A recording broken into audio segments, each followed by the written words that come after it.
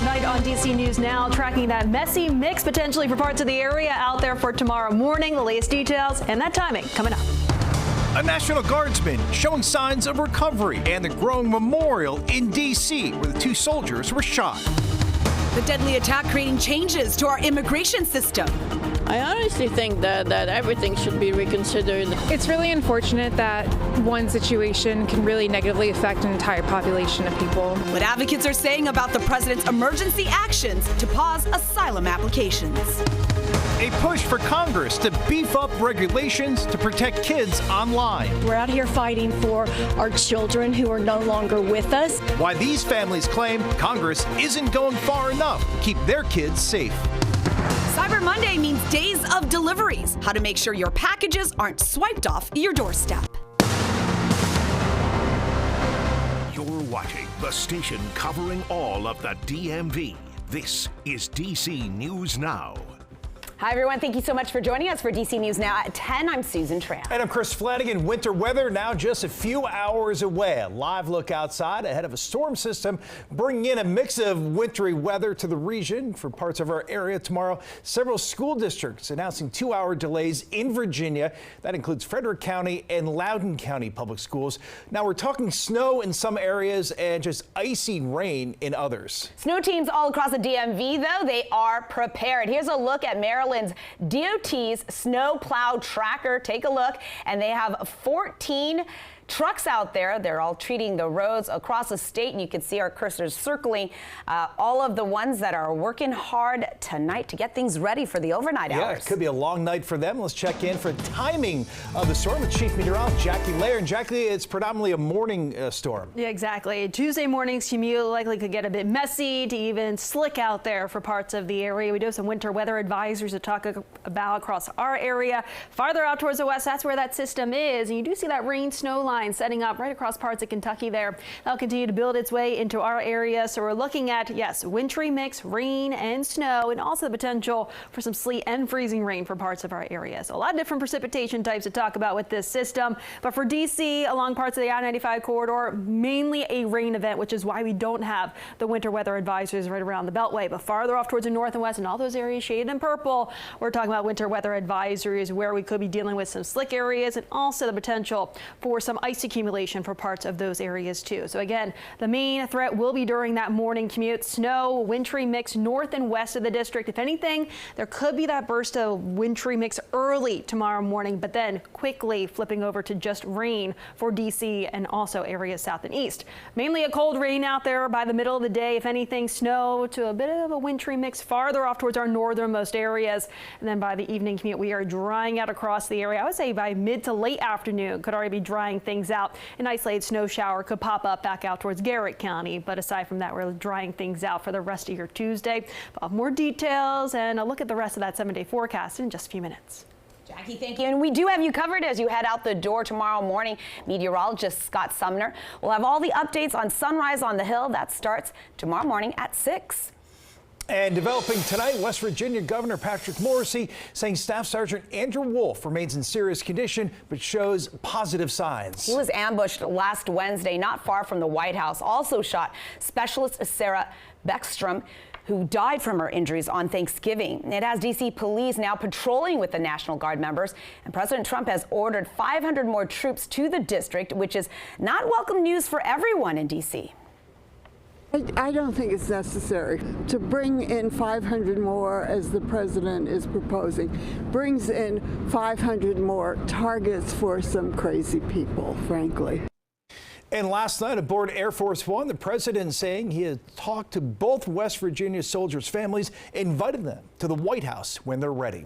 And still a lot of questions about the suspected shooter. We have learned he is an Afghan refugee who left his country during America's withdrawal back in 2021. Now, he applied for asylum during the Biden administration, and the Trump administration approved the application earlier this year. The White House now pausing all asylum claims. DC News Now's Ben Dennis joins us live where there's this growing memorial for the two National Guard troops. And Ben, you spoke of the veteran who worked alongside Afghan nationals during the war. That's right, and earlier tonight we spoke with people about this decision to pause those asylum litigations. Right now, some support it, others say it's going to jeopardize the safety of people across the world. But what is the general consensus tonight? Everybody agrees that Sarah Beckstrom and Andrew Wolf should never have been targeted as they carried out their orders 3 blocks from the White House.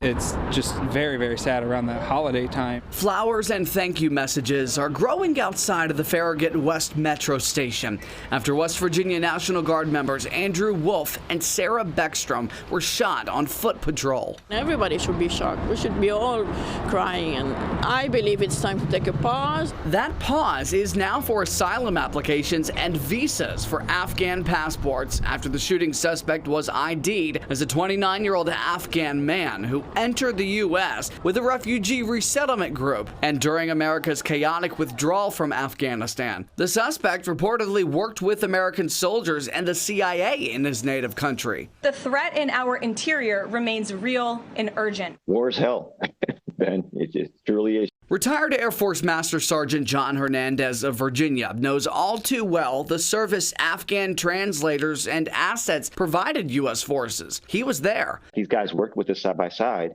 and they should have been pulled out with us, before the Taliban took over. However, John believes the decision to pause asylum applications is a good one. I think the asylum system is a broke system right now. So anybody can just come and say, I'm being threatened by somebody from another country and all that stuff, and my life is in danger. Okay, so does that mean that their life means more than a person living in Chicago in the inner city that has gangs after them and their life's in danger because they live in a bad neighborhood? Back at the memorial, some pushback on the White House's decision. It's really unfortunate that one situation can really negatively affect an entire population of people. This memorial has only continued to grow. Again, we learned the shooting suspect was vetted during the Biden administration for asylum and approved by the Trump administration earlier this year. At this time last year, get this, the American Immigration Council said that there were more than 1.4 million active asylum applications. In downtown D.C., Ben Dennis, back to you. All right, Ben, you can find the latest developments on the condition of the West Virginia National Guardsman and the investigation surrounding this attack. It's on our website right now, dcnewsnow.com. Several major arrests in a triple murder tied to this house fire earlier this month in Western Maryland. State police saying that Darnell Hawkins and Tony Smith are both charged with first-degree murder and arson, and a third man, as well as a woman, are charged in connection with those murders. Investigators saying that they found the 3 victims were killed in the Clear Spring home back on November 18th, and their injuries were not consistent with a fire. They also say that police dogs found accelerants were used at that home. Investigators saying that the 3 victims, who are 2 women and a man, all lived in that home, and they're awaiting autopsy results for more details on how they died.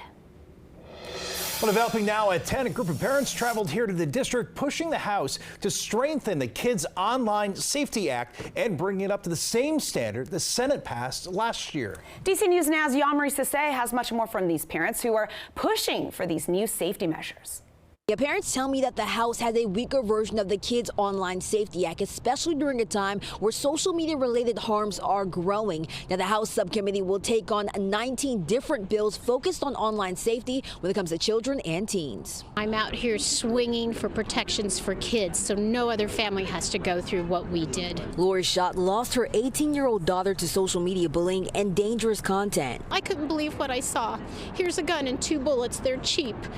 Comments like that continually on her For You feed. Maureen Mullock says her son also struggled with social media, gaming addiction, and cyberbullying before he took his life. We're out here fighting for American families and for those children out there that are currently being harmed through social media. Last year, the Senate passed the Kids Online Safety Act, also known as KOSA. The House version is now part of a package of 19 online children's safety bills. But parents say it doesn't go far enough because it removes the duty of care requirement, which would force platforms platforms to take reasonable steps to prevent harm to minors, like defaulting to safer settings, limiting stranger contact, and reducing addictive features. We believe that more work needs to be done, and we are up for that. A spokesperson with the House Energy and Commerce Committee, which will review all 19 bills, said in part, multiple states have passed online safety laws that have been struck down, so our committee is focused on enacting legislation that will be both constitutional and effective. Parents are also speaking out by opposing AI preemption.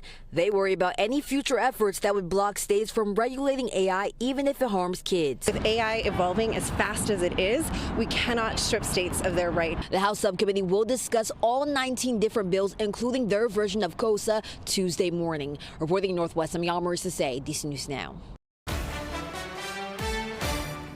DC News Now is your local election headquarters. The race for mayor in the district just starting to heat up, with council member Janice Lewis George announcing her run on social media. Neighbors, our families under attack because we are failing to stand up to defend them. That's not the DC I know. That's why I'm running for mayor.